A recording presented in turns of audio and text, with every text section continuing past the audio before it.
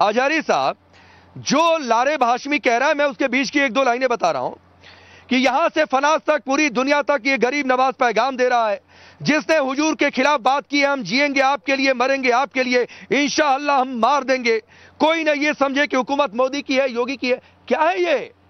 अगर कुछ कंडक्टर से किराए का विवाद था, आपराधिक घटना होती, अगर ये बात नहीं कहता, हम नहीं इस पर डिबेट कर रहे होते।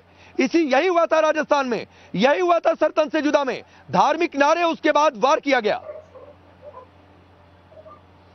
लारेब हाशमी के जरिए जो बातें आपके चैनल के जरिए मैंने देखी हैं अभी, वो यकीनन आतंकवाद है, वो यकीनन एक कहीं ना कहीं किसी फाशिस्ट ताकत का हाथ है। लारेब हाशमी ने के साथ जो पुलिस ने किया वो भी सही किया। ऐसे लोगों के साथ ऐसा ही होना चाहिए, धार्मिक नारों के साथ हो या अलग से हो, ऐसी बातें कहीं भी किसी भी लिहाज से कबूल नहीं की जा सकती। लेकिन जो अभी आचार्य जी बोल रहे थे कुरान के ताल्लुक से, मैं आचार्य जी से कहूंगा, जितना आप कुरान पाक के बारे में सर्च करते हैं, उतना खुद के बारे में सर्च कर लिया करें। इस तरह से बोल के आप एक समुदाय को हमेशा टारगेट करते रहते। हमारे यहाँ कोई ऐसा एक शख्स बताइए जिसने किसी देवी देवता, किसी रामायण या किसी किताब का, आपकी किसी किताब का की तौहीन की हो इस तरह से। आपको कोई जानकारी नहीं, आपने 2-3 लाइनें कहीं से रट ली, पढ़ ली, जो आपको नागपुर के दफ्तर से आपके पास आ गई लिख करके, वो आप सुनाने लगे बैठ करके यहाँ। मतलब हम यहाँ कुरान और अहादीस की तौहीन सुनने के लिए नहीं बैठे हैं।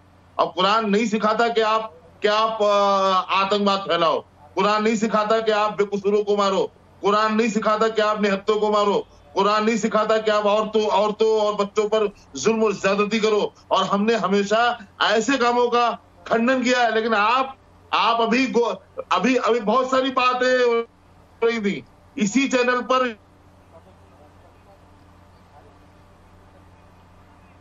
जब भी बच्चा आता है तो ये लोग महात्मा गांधी के खातों के साथ, ठीक है आचार्य साहब निकल जाते हैं। तब शर्म नहीं आती आपको? वो कत्ल नहीं है क्या?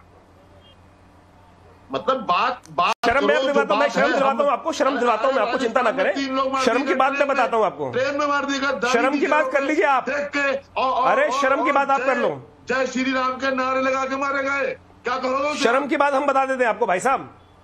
मैंने बिल्कुल नहीं कहा, मैंने कहा कि आप मिस इंटरप्रिटेशन करके सिखा रहे हैं आपके मौलाना लोग जो हैं। अगर कोई भी खुदा की आवाज गलत नहीं हो सकती, बिल्कुल मैं यही कह रहा हूं। मैं यही कह रहा हूं कि जो किताब लिखी गई है उसमें मिस इंटरप्रिटेशन करके आपके मौलाना लोग सिखा रहे हैं। आपके जो भी ये व्यक्ति पकड़ा गया है, मुझे तो नाम भी इसको पता नहीं है, जिसपे नहीं, मैं आचार्य जी, मैं विजय शंकर तिवारी के पास जाना चाहता हूं। मुझे बताइए, 1 मिनट रुक जाइए आचार्य जी, मैं आऊंगा। कौन सिखा रहा है उसको? आचार्य जी, मैं सिखा रहा है उसको भाई? आचार्य जी, ठीक है आचार्य जी, मैं आऊंगा। आचार्य जी, मैं आऊंगा। आचार्य साहब, नहीं पता, हमारे साहब सुनिए, आचार्य साहब सुनिए ना। अरे सुनिए, फिर मुझे मध्य में रुक जाइए। मुझे बताइए, गुरु तेग बहादुर से लेकर पीसीआर अभी सबकी आवाज डाउन करिए, पीसीआर अभी सबकी आवाज डाउन करिए, पीसीआर सबकी आवाज डाउन करिए। ठीक है आचार्य साहब और आचार्य जी रुक जाइए, अपनी बारी का इंतजार कीजिए। सर मैं बाहर से शो कर रहा हूं तो समझिए, आप भी बाहर से, मैं स्टूडियो में नहीं बैठा हूं। एक दूसरे के साथ तारतम्यता बिठाइए। मेरा सवाल विजय शंकर तिवारी जी, आजारी साहब ने जिस तरीके से शुरू किया तो मुझे लगा ये बहुत अच्छे ट्रैक पर जा रहे हैं। मैं तो इनकी तारीफ करने वाला था और वाकई तारीफ करने वाला था कि आजारी साहब आप आज बिल्कुल लाइन पर बोल रहे हैं, वही बोल रहे हैं जो आपको बोलना चाहिए था। लेकिन आखिरी में आते आते जय श्री राम के नारे पर कहीं कोई घटना हुई तो उसकी आड़ ले लिया। मैं तो कह रहा हूं वो भी गलत है। आप आड़ क्यों ले रहे हैं भाई? आलोचना करना है तो खुलकर करिए। विजय शंकर तिवारी जी, आप करते हो इसलिए किया। मैंने कुछ नहीं किया।